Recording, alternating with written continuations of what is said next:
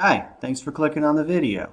I'm going to start this one off this way. I'm going to keep making these videos because I don't have anything else to do because I'm being vax mandated into oblivion. So shamelessly, if you like liking the video, sharing the video, subscribing, going to try to keep making videos. It's going to be a lot of stuff like this probably. So that would be friggin' awesome. I would love you forever. Get in on the ground floor. Maybe this goes somewhere. But let's talk about the Gulf of Tonkin incident.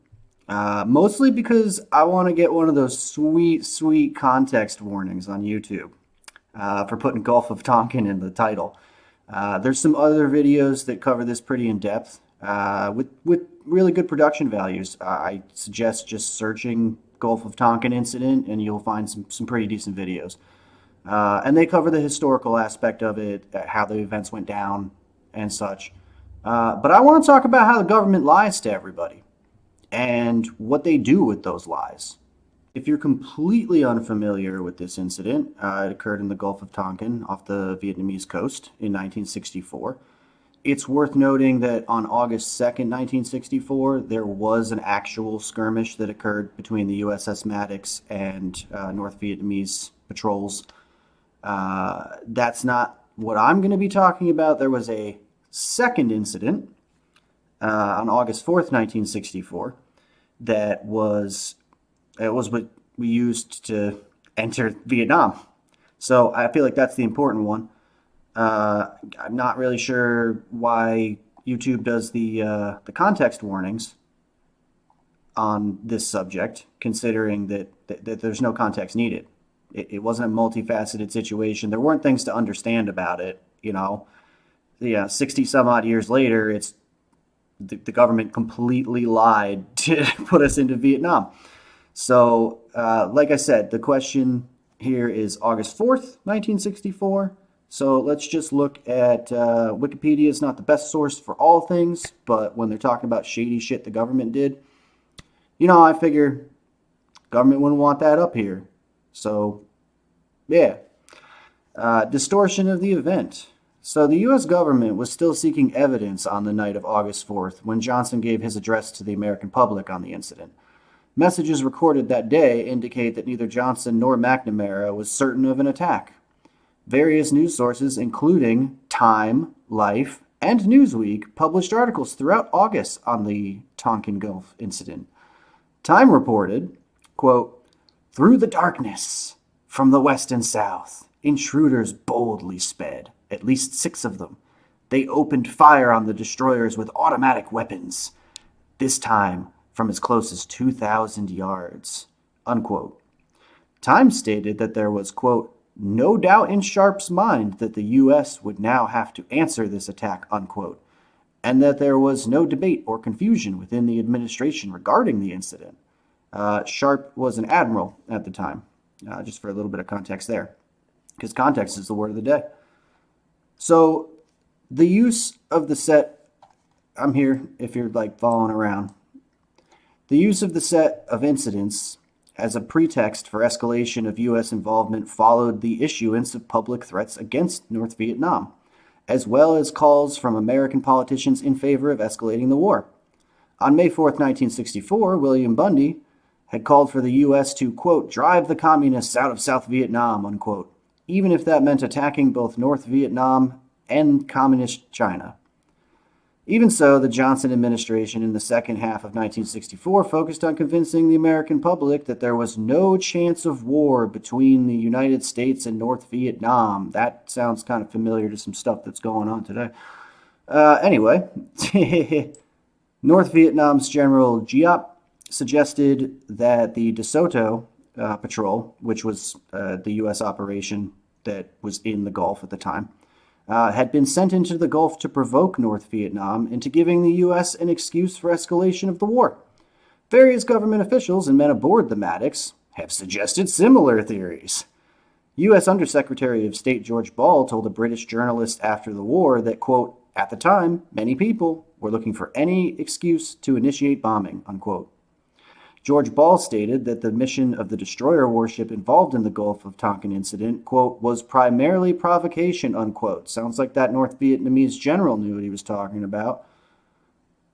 According to Ray McGovern, CIA analyst from 1963 to 1990, the CIA, quote, not to mention President Lyndon Johnson, Defense Secretary Robert McNamara, and National Security Advisor McGeorge Bundy, all knew full well that the evidence of any armed attack on the evening of August 4, 1964, the so-called Second Tonkin Gulf incident, was highly dubious. During the summer of 1964, President Johnson and the Joint Chiefs of Staff were eager to widen the war in Vietnam. They stepped up sabotage and hit-and-run attacks on the coast of North Vietnam, unquote. Maddox, carrying electronic spying gear, was to collect signals intelligence from the North Vietnamese coast, and the coastal attacks were seen as a helpful way to get the North Vietnamese to turn on their coastal radars. For this purpose, it was authorized to approach the coast as close as 13 kilometers, or 8 miles, and the offshore islands as close as 4. The latter had already been subjected to shelling from the sea.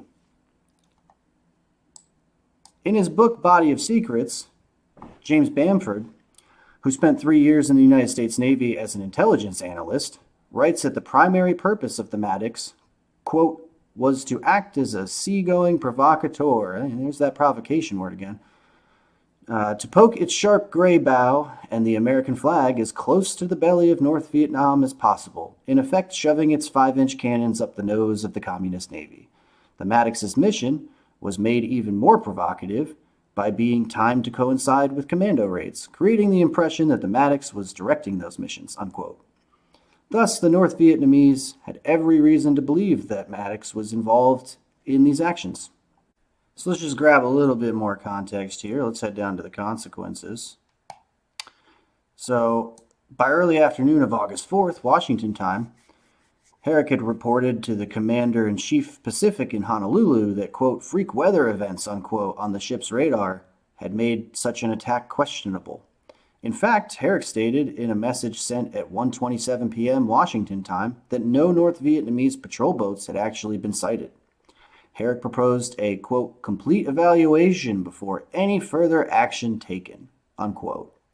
McNamara later testified that he had read the message after his return to the Pentagon that afternoon, but he did not immediately call Johnson to tell him that the whole premise of his decision at lunch to approve McNamara's recommendation for retaliatory airstrikes against North Vietnam was highly questionable.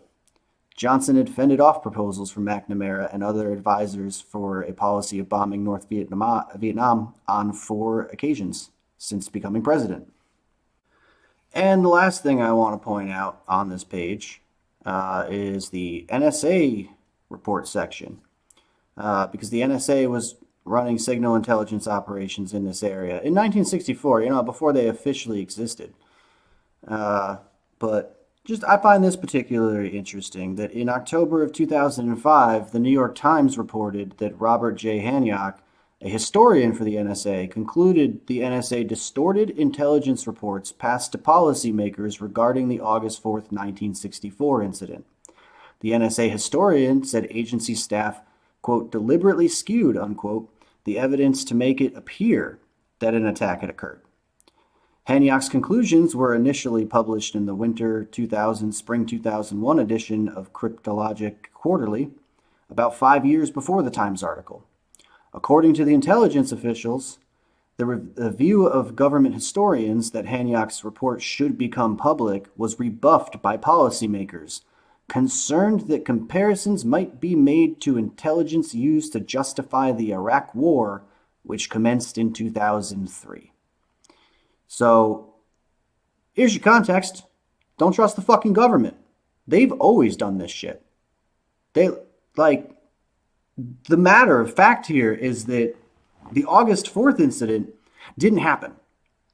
It didn't happen. There was no attack on American ships. There was no skirmish. All the evidence points to several government agencies and the generals at large knowing about this. And yet it was used as a pretext to enter Vietnam. And I mean, just so many lives lost. So many lives lost. I mean, just on the American side, we're talking about sending tens of thousands of people in their 20s to just go fucking die. So, I don't know. Don't trust the government. Look more into this.